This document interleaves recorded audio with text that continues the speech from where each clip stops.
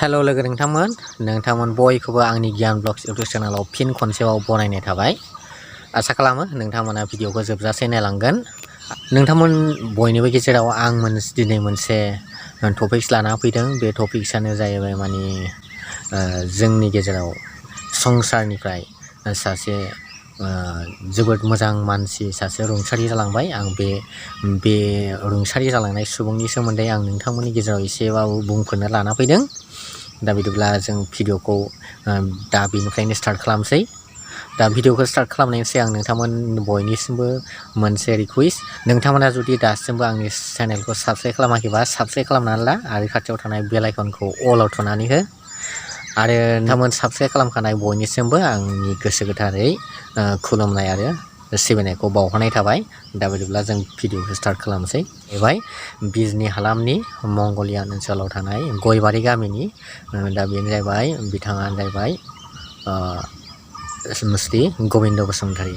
दा बे गोबिंद बसुमतारीया गोलाव समनिफ्रायनो गोबां संग्रामनि गेजेरजों ओंखारबोनाय सुबुंमोन। दा जों बिथांनि माबायाव गामियाव बिथांखौ बिदाय होनाय समाव थांनानैबो जों मिथिनो हाबाय बिथां ओनसोलनि सुबुंफोरनि गेजेरनिफ्राय आरो बिथांनि जिउ जारिमिननि सोमोन्दै सुंद'यै बिबुंथि लादों। बेनो जाहैबाय बारग' MP मुस्रि सानसुमा खुंगुर बैसोमुतारी। बिथाङा बे गामिनिनो। दा बिथाङाबो बिथांनि सोमोन्दै सुंद' बिबुंथिनि गेजेरजों जों बिथांजों सिनायथि जालायनाया 2002-03 मायथाइनिफ्रायनो बिथांजों लोगो मोनबोदों आरो बिनिफ्राय एफा लोगो मोनबोबाय थानाय जादों।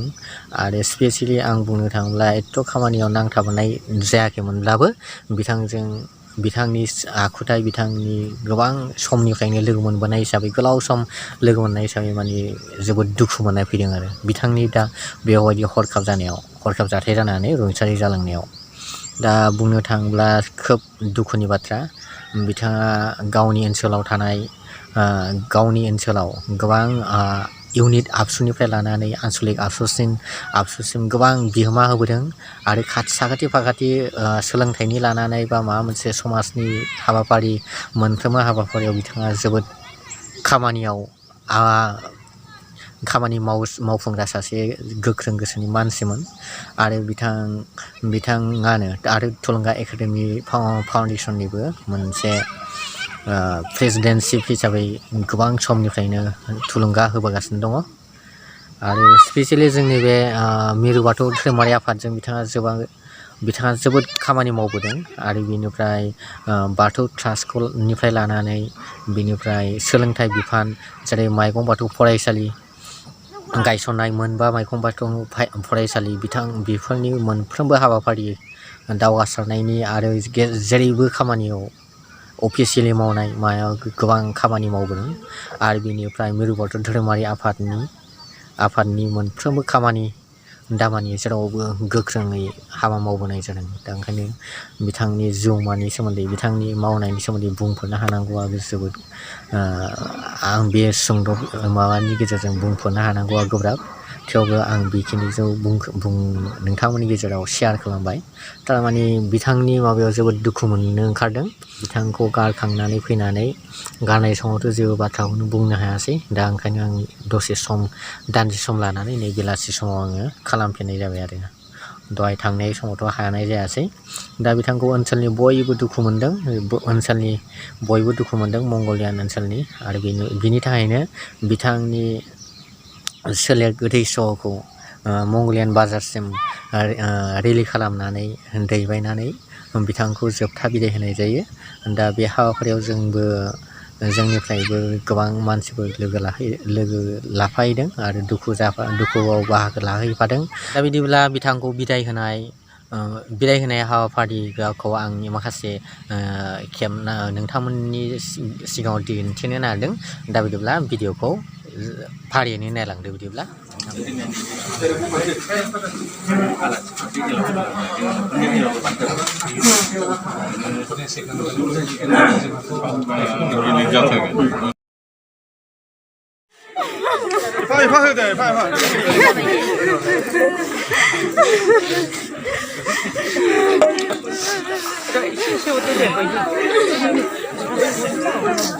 बिनानाव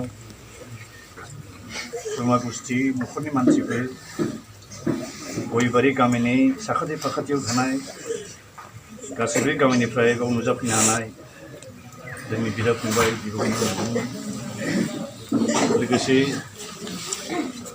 बाथौ धोरोमनिफ्राय नुजाफैनो हानाय धोरोम गुरु नोंथांमोन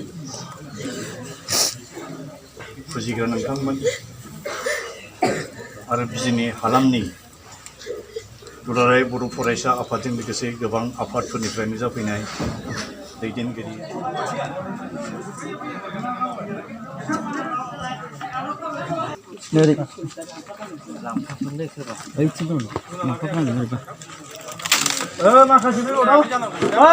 हान्थि लाग्राया खर'आव थानांगौमोन खर'आव थानांगौमोन लाग्राया मोना लाग्राया बुन्थाया लगायाखै बुन्था लगायदो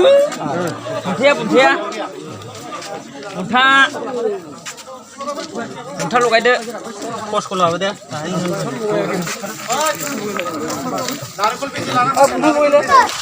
बुंबालै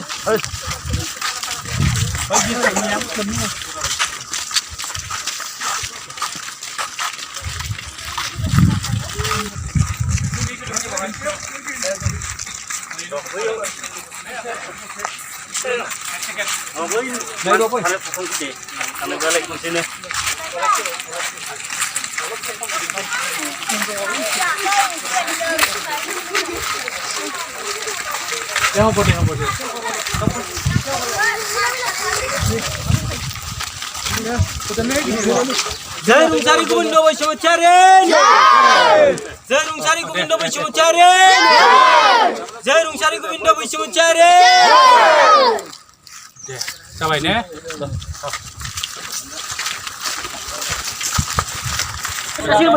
जय rungsary Gobindo Basumatary ने जय rungsary Gobindo Basumatary जय rungsary Gobindo Basumatary ने जय rungsary Gobindo Basumatary ने जय rungsary Gobindo Basumatary जय rungsary Gobindo Basumatary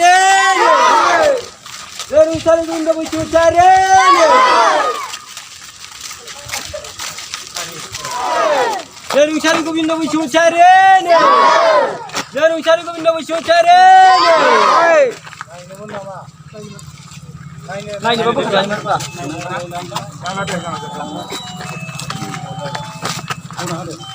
itu berapa?